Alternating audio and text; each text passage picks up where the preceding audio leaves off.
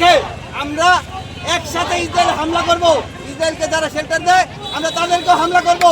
ফিলিস্তিনের গাজার উপর যে বর্বর হত্যাকাণ্ডের ঘটনা ঘটিয়েছে ইসরায়েল তারই প্রতিবাদ হিসেবে 7 এপ্রিল সারা দেশে চলছে বিক্ষোভ মিছিল। আজ 8 এপ্রিল সকাল 11টায় গাজীপুর মহানগর ছাত্রদলের সভাপতি রোহনুজ্জামান শুক্কুরের নির্দেশে বাওয়াল কলেজের ছাত্রদলের আয়োজনে কলেজের সামনে বিক্ষোভ মিছিল করে। এ সময় উপস্থিত ছিলেন কলেজ ছাত্রনেতা ও শিক্ষার্থীরা।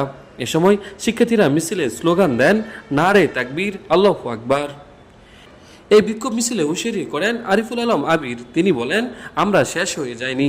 মুসলমানের উপর এতটা বর্বর হত্যাকাণ্ডের মানবতা কোথায়? কোথায় মানবাধিকার? কোথায় মুসলিম বিশ্বের সভ্যতা? আমরা হুঁশিয়ারি করে বলতে চাই, শুধু আমরা ফিলিস্তিনের পক্ষেই নয়, যারা এই ইসরায়েলকে সমর্থন করবে এবং তাদের জিনিস ব্যবহার করবে তাদেরকেও প্রতিরোধ করব। পক্ষে আমরা একসাথে ইসরায়েল হামলা করব। ইসরায়েলকে যারা শেল্টার দেয় আমরা তাদেরকেও হামলা করব। আমরা ব্যবহার করব না এবং কাউকে ব্যবহার করতে দেব না।